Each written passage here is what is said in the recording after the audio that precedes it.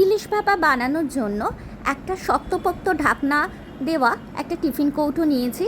এবার যে মাছগুলো দেব সেই মাছগুলো ভালো করে জলে ধুয়ে পরিষ্কার করে টিফিন কৌটোর মধ্যে দিয়ে দিয়েছি। এবার এদিকে 1 চা চামচ কালো সর্ষে আর 1 চা চামচ সাদা সর্ষে, 2টো কাঁচা লঙ্কা সহ একটা মিহি পেস্ট বানিয়ে রেখেছিলাম।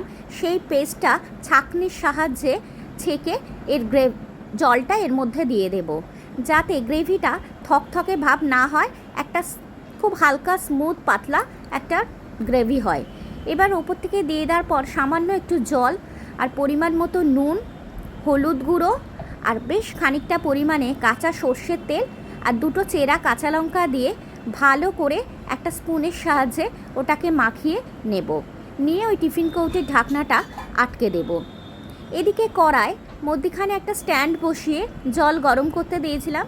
জলটা ভালো করে ফুটে এলে টিফিন কৌটোটা বসিয়ে ওপর থেকে একটা ঢাকনা চাপা দিয়ে 20 থেকে 25 মিনিট ওটা লো ফ্লেমে ভাপাতে দিতে হবে।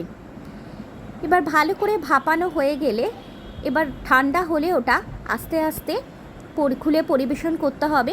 গরম গরম ধোয়া ওটা ভাতের সাথে ইলিশ ভাপা রেডি। রেসিপিটা ভালো লাগলে প্লিজ লাইক, কমেন্ট, শেয়ার আর সাবস্ক্রাইব করে দিও।